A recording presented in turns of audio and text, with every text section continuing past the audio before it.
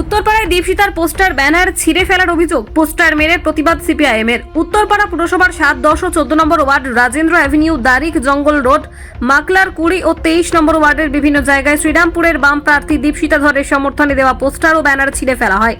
কে বা কারা এই কাজ করেছে তা জানা না গেলেও সিপিআইএম এর দাবি দীপশিতা জিতবে, তাই প্রচারে বাধা দেওয়া হচ্ছে। যেখানে পোস্টার ছেঁড়া হয় সেখানেই পোস্টার মেরে প্রতিবাদ জানানো হয়। নির্বাচন কমিশনে অভিযোগ জানানো হবে বলেও জানান উত্তরপাড়ার বাম নেতৃত্ব। অন্যদিকে উত্তরপাড়ার একটি হাই স্কুলের দেওয়ালে তৃণমূল প্রার্থী কল্যাণ বন্দ্যোপাধ্যায়ের সমর্থনে প্রচার হোর্ডিং নিয়ে নির্বাচন কমিশনকে নিরপেক্ষ হওয়ার আবেদন জানায় বিজেপি। একটা ঐতিহ্যশালী শহর এবং এই শহরের বুকে দীর্ঘদিন ধরে রাজনীতি হয়ে আসছে। বিভিন্ন দল বিভিন্ন মতবাদ নিয়ে এখানে রাজনীতি করে, কিন্তু এই ঘটনা সচরাচর উত্তরপাড়ার বুকে ঘটেনি।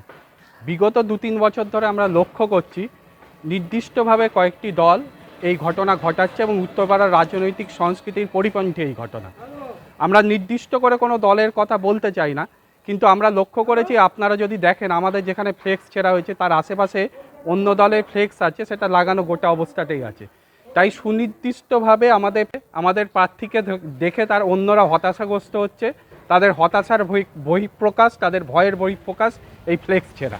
আমরা খুব নিশ্চিন্তভাবে জানি এবার শ্রীরামপুর লোকসভা কেন্দ্রে দীপশিতা ধর জিতবে, শুধু না বেশ বড় মার্জিনেই জয় পাবে। দেখুন, ফ্লেক্স ছেঁড়ার ঘটনায় স্বাভাবিকভাবেই আমাদের কাছে এটা নতুন না, কারণ বামপন্থী আন্দোলনের উপর বহু আক্রমণ আসে, কখনো শারীরিক, কখনো মানসিক, কখনো দৈহিক। ফ্লেক্স ছেঁড়াটাও বামপন্থী আন্দোলনের উপর এর আগেও আক্রমণ এসছে। আমরা এগুলোর মোকাবিলা করেই রাস্তায় আছি, আমরা এগুলোর মোকাবিলা করেই রাস্তায় থাকব এবং আমরা জানি কিভাবে এর মোকাবিলা করতে হয়, আমরা সেই পথেই এর মোকাবিলা করব। অবশ্যই আমরা নির্বাচন কমিশনকে মৌখিকভাবে জানিয়েছি, আমরা লিখিতভাবেও নির্বাচন কমিশনের কাছে জানাবো।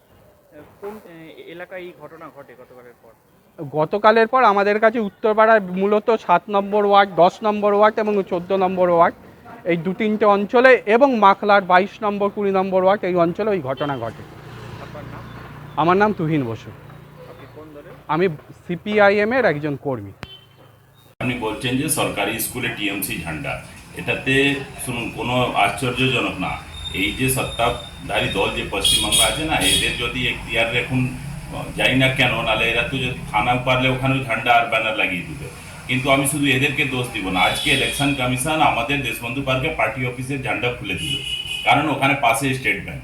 কিন্তু ওই স্টেট ব্যাংকের পাশে আমাদের পার্টি অফিসের ঝান্ডা দেখা গেল, যেটা আমাদের জমিতে উপরে আছে, আমরা নিজের অফিসের সামনে লাগিয়েছি, সেটা খুলে দিচ্ছে।